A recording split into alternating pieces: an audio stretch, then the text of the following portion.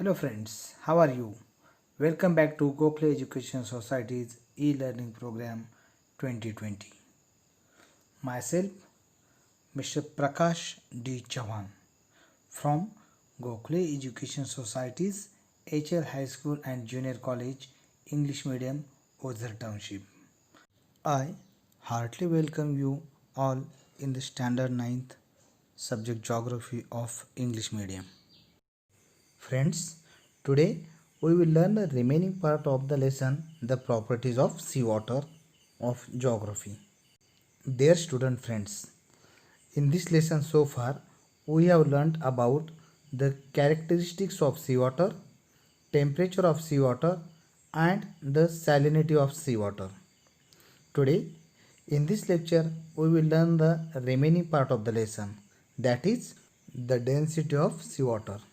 So friends, let's learn about the density of seawater of the lesson, the properties of seawater. Friends, temperature and salinity, these are the two properties of seawater that determine its density. Temperature and density are inversely proportionate. That is, if temperature is less, then the density of the seawater is more. Cold water is denser and so it is a saline water. If salinity of the seawater is less, then the density of seawater is also less. However, despite less salinity, the density is more if the temperature of the seawater is less. But sometimes friends, the density of such water is more than the other water. On the contrary, seawater having higher temperature and low salinity can have lower density. Effects of temperature and salinity on the density of the seawater is seen up to the depth of 500 meter. But sometimes at the 1000 meter depth, factors like temperature, salinity and density of seawater do not change. The ocean currents are generated due to the difference in properties like temperature, salinity and density of the seawater. The distribution of temperature gets controlled due to the ocean currents. You know that there are the two types of ocean currents are there, warm currents and cold currents. Friends, if you see the graph 6.10 carefully, you will know that after a certain depth there is no change in these factors according to the depth, but the change can be seen up to the depth of about 500 meter. The slopes of the curves of the graph are varying for all the three factors, but below the depth of 1000 meter there is no change in all these three factors, that is temperature, salinity and the density of seawater. Generally, we can call the seawater up to depth of 500 meter as a surface water, and this water gets affected by the ocean currents also. Now friends, observe the figure 6.10, which is about the distribution of temperature, salinity and the density of seawater according to the depth of the sea. Friends, after studying the figure 6.10, we have to answer some of the questions which are given below the figure. So, let's try to solve the answers of these questions. Friends, after studying the figure, we can have the answer of this question. With increasing depth, the temperature and salinity decreases, but the density increases. Second question is about after what depth does the change in these factors become almost zero?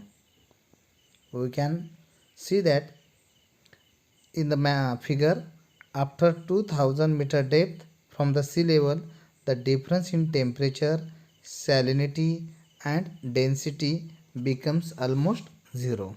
Students, see the third question. Till what depth is the change in this factor higher? we can see the answer in the figure.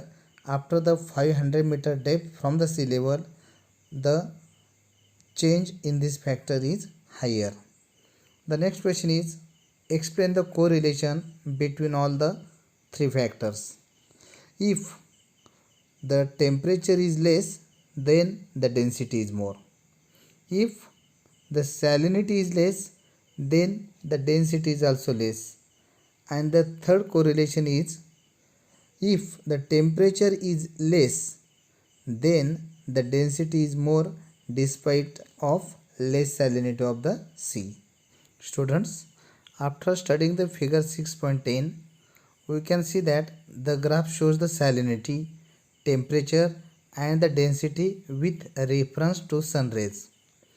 We can see the movements of these waters in the form of ocean currents. At a greater depth, winds, sun rays and the ocean currents do not affect these properties. So, after around 1000 meter depth, there is no change in the three factors. The ocean currents are generated because of difference in the properties of seawater.